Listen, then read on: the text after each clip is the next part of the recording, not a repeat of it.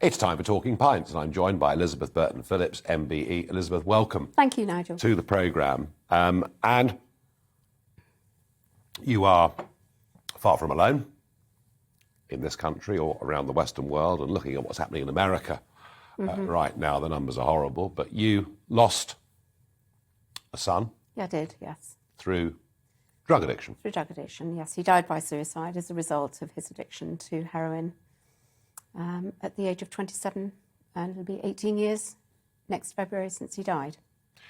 Yeah, I mean, there's no worse thing that any parent can go through, and I bet there are parents watching this now who've had children that have had drug problems, yes, and who are saying, there, but for the grace of God, go I. Yes. An incredibly difficult thing to deal with. It's very hard, yes, because of the stigma that's associated with addiction and society's judgment. When you say stigma and judgment, do you mean that you felt or you feel that somehow people are looking at you and saying this is your problem as a parent?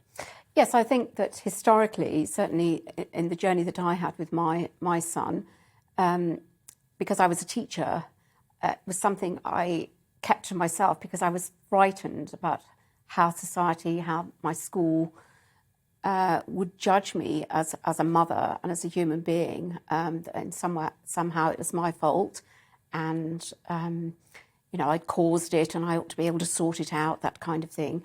It's very difficult times for us, which is why when Nicholas died, it was my driving force behind setting up a charity to support families whose lives are impacted by addiction. When this happened to you, did you turn for support and help? Was there anywhere to turn for support and help? For the bereavement side of things, I found, to be honest, I found the support through writing, because I was an English teacher, and I found that was very cathartic, very helpful. But during the time that it was happening, I looked for support, and apart from the Samaritans, who were not trained in that specific area, there wasn't anything. They were very, very good and very understanding. Sure. Can't praise them highly enough for listening to me. Now, all of this happens in 2004. Yes. Then in 2005, something remarkable happens. Yeah, indeed. There is a general election. Yes. And for once, folks, politics intervenes in a good way, because it doesn't always. It does. But remarkable. Just explain what happened in 2005. Well, in 2005, I was a year down the line from Nicholas's death, and there was a knock on the door sometime around about March, and there stood Theresa May.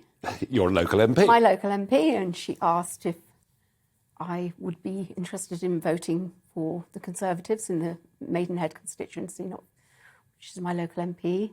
And I was wobbly, but I said, well, would you like to come in and have a chat? I'd like to hear what you have to say about supporting families affected by drugs. And she came in, and I told her about what had happened, and she cried openly, and she was very supportive. And then she asked me to speak at the Conservative Women's Association, which, was quite scary, because it was a large group of over 400 women in twin set and pearls, who wouldn't possibly have that problem in their families, of course. Well, yeah, but of course they do. And they do, yes. And they did. And so many came forward. And actually, it opened a new chapter in my life, because at that point, I'd already made my mind up I was going to write a book. Mum, can you lend me 20 quid? What drugs did to my family? And that's when I met a book agent, whom she introduced me to. And